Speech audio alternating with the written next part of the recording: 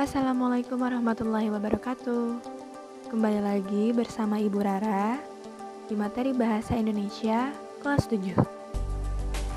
Sebelum belajar, marilah kita berdoa menurut agama dan kepercayaan kita masing-masing. Berdoa dimulai. Sebelum belajar, jangan lupa persiapkan alat tulisnya terlebih dahulu. Kemarin, kita telah membahas tentang definisi fabel dan ciri-ciri fabel.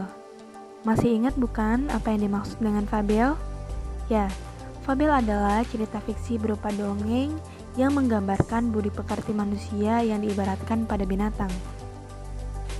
Nah, hari ini kita akan membahas mengenai struktur teks cerita fabel. Fabel memiliki 4 bagian dalam strukturnya. Keempat bagian tersebut adalah sebagai berikut. Yang pertama, orientasi. Orientasi adalah bagian awal dari suatu cerita yang berisi pengenalan tokoh, latar tempat, dan latar waktu. Yang kedua adalah komplikasi. Komplikasi adalah konflik atau permasalahan antara satu tokoh dengan tokoh yang lain. Komplikasi menuju klimaks atau puncak dari masalah. Misalkan tokoh protagonis memiliki masalah dengan tokoh antagonis. Yang ketiga adalah resolusi.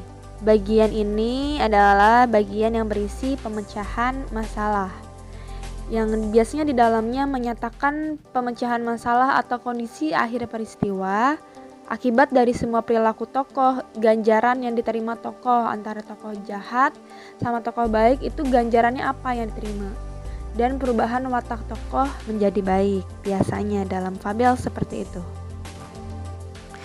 Nah, bagian yang terakhir adalah koda, tapi sifatnya koda adalah fleksibel, boleh ada, boleh tidak. Bagian koda ini adalah bagian terakhir fabel yang berisi perubahan yang terjadi pada tokoh dan pelajaran yang dapat dipetik dari cerita tersebut.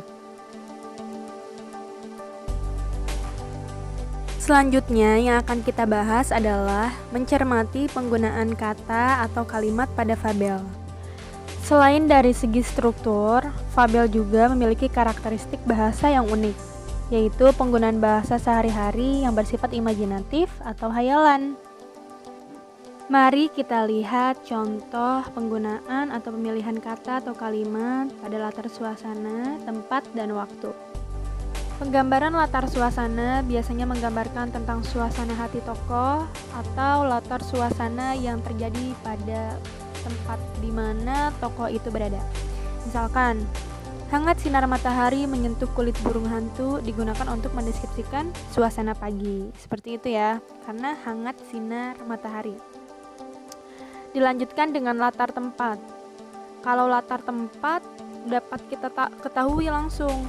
Latar tempat itu menggambarkan lokasi di mana tokoh itu berada. Telaga 3 warna bak pelangi. Kemudian ada juga latar waktu. Latar waktu sudah pasti menggambarkan tentang waktu. Kala itu pada zaman dahulu, atau boleh hari, tahun, tanggal, dan contoh yang lainnya seperti menunjukkan jam dan sebagainya. Seperti itu ya. Nah, di dalam teks cerita fabel juga banyak terdapat kalimat langsung. Kalimat langsung itu biasanya digunakan dalam dialog. Ya, dicatat kalimat langsung adalah kalimat yang diucapkan secara langsung kepada orang yang dituju. Kalimat langsung ditandai dengan pemakaian tanda petik. Tahu tanda petik? Ya, betul, tanda petik atau tanda kutip itu sama.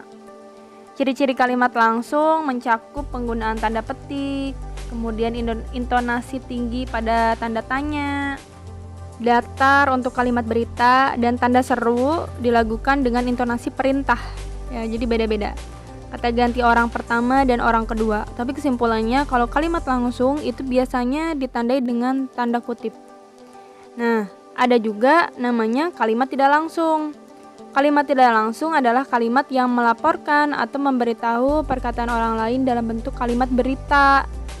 Biasanya nggak ada tanda petiknya ya, atau tanda kutip. Ciri-ciri kalimat tidak langsung, tidak menggunakan tanda petik, kemudian intonasi pembacaannya datar, dan terdapat perubahan kata ganti orang. Ya, demikian adalah materi untuk pertemuan hari ini. Terima kasih sudah menyimak dengan baik dan sampai selesai. Jangan lupa di-subscribe. Wassalamualaikum warahmatullahi wabarakatuh.